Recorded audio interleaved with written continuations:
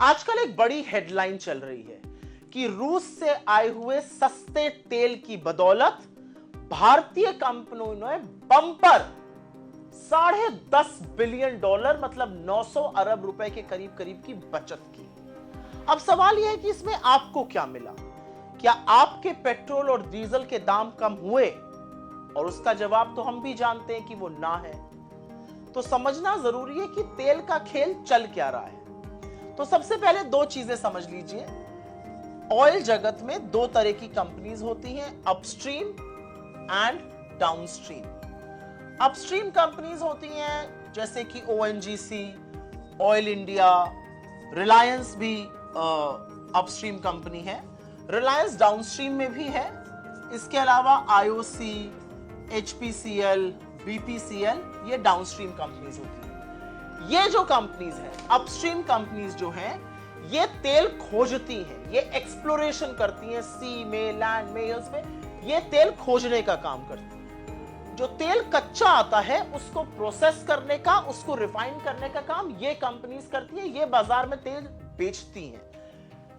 ये तेल पेट्रोल बनता है, डीजल बनता है, एटीएफ बनता है, जो एविएशन फ्यूल होता है, ये काम ये कंपनीज करती हैं। अब आगे की बात सुन लीजिए। हिंदुस्तान में आपको पता है कि करीब करीब 85% हमारा जो क्रूड की रिक्वायरमेंट है, जो कच्चे तेल की जरूरत है, वो आयात होती है, वो इंपोर्ट होती है। और ये आंकड़ा नरेंद्र मोदी जी के प्रधानमंत्री बनने के बाद और बढ़ा है, क्योंकि देश में एक्सप्लोरेशन घटा है। 85% कच्चा तेल हमारा बाहर से आता है, खाड़ी के देशों से आता है, इधर उधर से आता है। फिर रशिया और यूक्रेन की वॉर होती है, युद्ध छिड़ा, और युद्ध छिड़ने में पश्चिम के देशों ने रूस का तेल लेने से मना कर दिया। एक बात और भी है कि रूस ने अपने तेल पर भारी डिस्काउंट दिया, तो इंडिया ने रूस से तेल खरीदना शुरू कर दिया। रूस सस्ता तेल इंडिया को बेच रहा था, और इतना तेल आ रहा है रूस से कि रूस जो कभी बड़ा मामूली सा खिलाड़ी होता था, आज मतलब हमारे ट्रेडिंग में, आज हमारे ट्रेडिंग पार्टनर्स की टोली में शामिल हो गया। हमारे और उनके बीच सबसे बड़ी कमोडिटी ऑयल की ट्रेड हो रही है।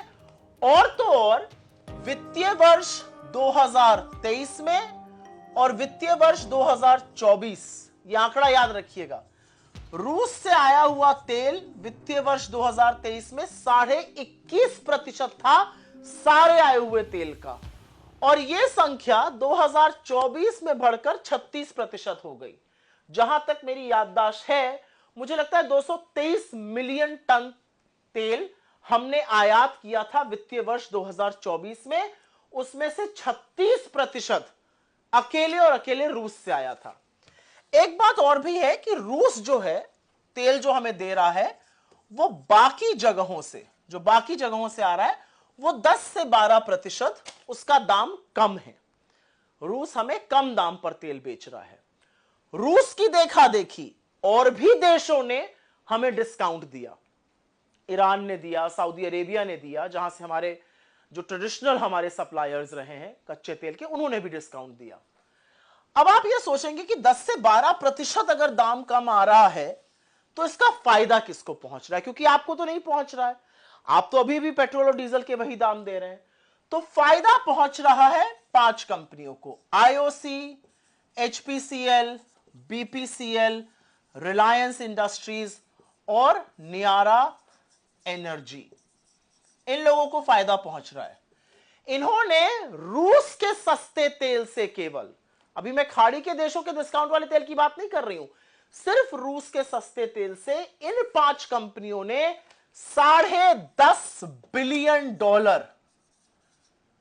फिर से पढ़िए इस फिगर को, $10.5 बिलियन मतलब 900 अरब रुपए की बंपर बचत की है। पर आपके बिल क्यों नहीं कम हुए? आपके बिल इसलिए नहीं कम हुए क्योंकि सरकार ने लगातार 13 बार एक्साइज बढ़ाई, और वो वाली बढ़ाई जो राज्यों के साथ साझा नहीं होती है, 3 बार मात्र घटाई। डीरेगुलेशन तो ये कहता है विश्व मार्केट में कच्चा तेल महंगा है तो आप ज्यादा देंगे, सस्ता है तो आप कम देंगे। लेकिन जब सस्ता होता है तो आपको राहत नहीं मिलती है। आपकी जेब पर लगातार डाका क्यों डाला जा रहा है? तेल के नाम पर मुनाफाखोरी कुछ कंपनियों को करने दी जा रही है, लोगों को राहत क्यों नहीं पहुंच रही है? सरकार क्यों मिडिल क्लास को, पेट्रोल डीजल यूज करने वालों को दुधारू गाय समझकर उनका शोषण करती है? यह मुनाफाखोरी नहीं तो और क्या है? यह आपकी जेब पर डाका नहीं तो और क्या है? रूस से सस्ते तेल में लोगों ने बचत की $10.5 बिलियन, 900 अरब रुपए की। आपने 9 नए पैसे की बचत की है? सोचिएगा जरूर।